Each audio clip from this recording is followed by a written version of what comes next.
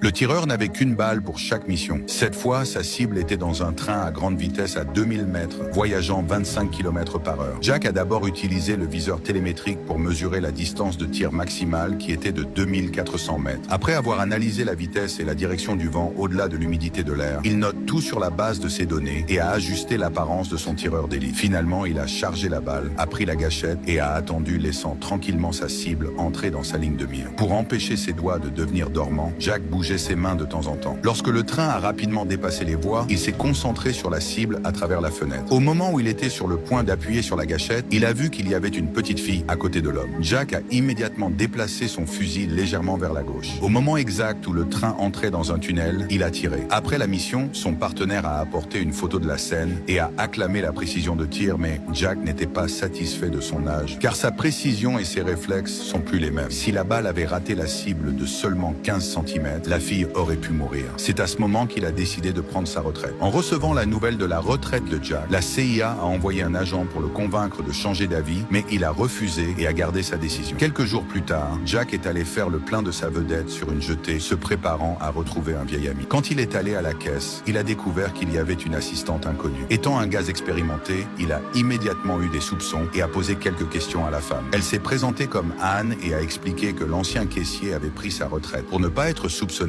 Jack n'a pas insisté sur les questions. Après avoir payé, il est allé à son yacht de luxe. Son ami l'a averti d'être plus prudent dans les prochains jours, car l'homme que Jack avait éliminé dernièrement n'était pas un criminel comme on lui avait dit, mais un biologiste de haut niveau. Il ne soupçonnait pas que l'agent avait menti pour cacher la vérité. Il a donné à Jack des coordonnées d'une source fiable, ne sachant pas que leur conversation était entièrement surveillée par la CIA. Sur le chemin de retour, Jack a remarqué une défaillance de la jauge de carburant de son hors-bord. Trouvant ça suspect, il a inspecté le bateau et a trouvé un dispositif caché au-dessus du volant. À ce moment-là, il s'est souvenu d'Anne. Jack est rapidement revenu et l'a trouvée. Sans rien dire, Jack lui a remis l'appareil, se disputant avec elle. Anne a essayé de se justifier, mais Jack l'a interrompu. Maintenant, il était sûr qu'elle travaillait pour l'entreprise, mais a décidé de ne plus l'interroger. Le même soir, le directeur de la CIA a pris une décision. Jack devrait être éliminé. Après des années d'entraînement, s'il ne pouvait plus travailler pour eux, il ne devrait pas rester en vie non plus. Cette nuit-là, Jack a reçu un alerte sur son téléphone disant que quelqu'un s'approchait de lui.